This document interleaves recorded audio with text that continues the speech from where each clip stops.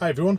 Before anyone asks, there is a little bit of buzzing in the background. Now that's nothing to do with the camera or the audio settings, it's my Tesla that's getting a little bit of charge. I'm off on a road trip tomorrow, so I could do with putting a little bit of energy in it, so I apologise before we go any further.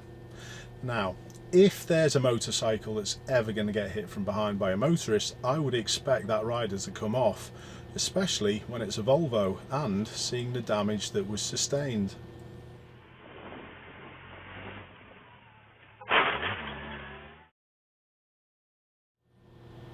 In today's video we're going to be looking and delving into this collision in a little more detail, and we're also going to be looking at the dangers of pedestrian crossing areas just after junctions.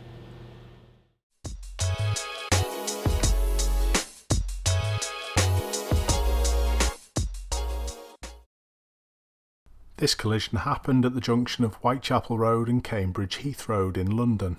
This is a busy part of the city and it happened in morning rush hour just after 8:15. Junctions that have crossing areas just after a turn catch people out constantly, and this is an absolute classic example. Let's have a look at this collision again, but from a different camera angle. So here's the collision from a helmet mounted GoPro, and we see a fair bit more from this angle. The first thing I'd like to talk about is the fact that my viewer followed this bus into the middle of the junction. For me that can always be risky, and as you'll see in a moment, the blue van on the right hand side will be starting to move as my viewer is clearing. And don't forget the Volvo behind has also followed, and this plays a big part, I think, in the collision. The last thing I want to point out are the lights where the collision happened are on green, but they're about to change. So now we can see all these elements put together. The amber light of the traffic lights up ahead, the blue van and the surrounding vehicles moving, and the Volvo behind. And because of this, it does also look as though the Volvo driver is in fixed on our motorcyclist. It would therefore make sense why there was little anticipation. I do also think my viewer saw and braked late.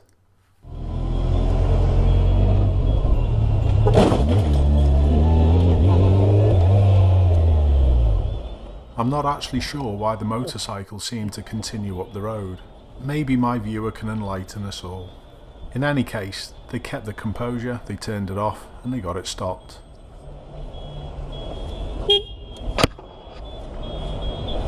Stop! I totally get the fear from my viewer whether or not that the Volvo driver was going to stop. And I bet that panic intensified as they realised they couldn't get the bike going.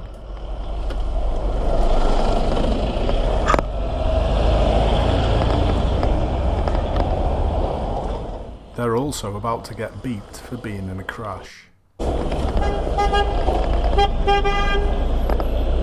Are you surprised how well the bike absorbed the impact? And now my viewer is able to get started.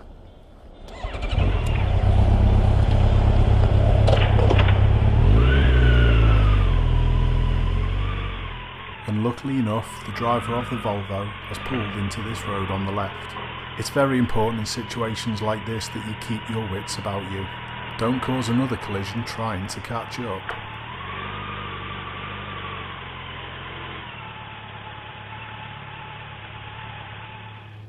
There are many junctions with these combined crossing areas around the country that catch people out on a daily basis.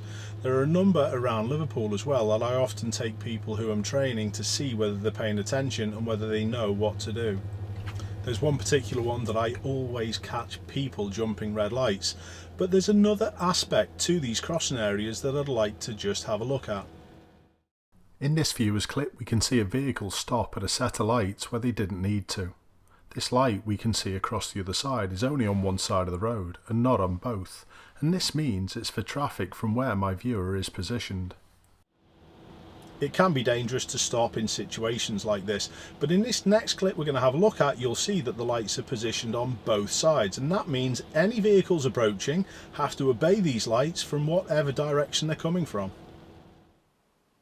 This is the same junction as we just saw the car jumping the red light, but notice as I come round this corner, the lights are on both sides of the road, and as the lights change, I can stop, so I do. Just be mindful of people behind. We've already seen the Volvo driver not pay enough attention.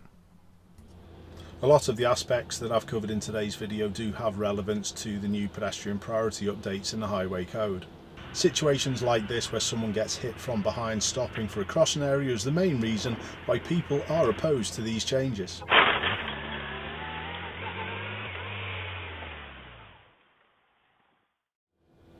The poor skills and the impatience of the Volvo driver are obviously the weakest link. So on that note, goodbye.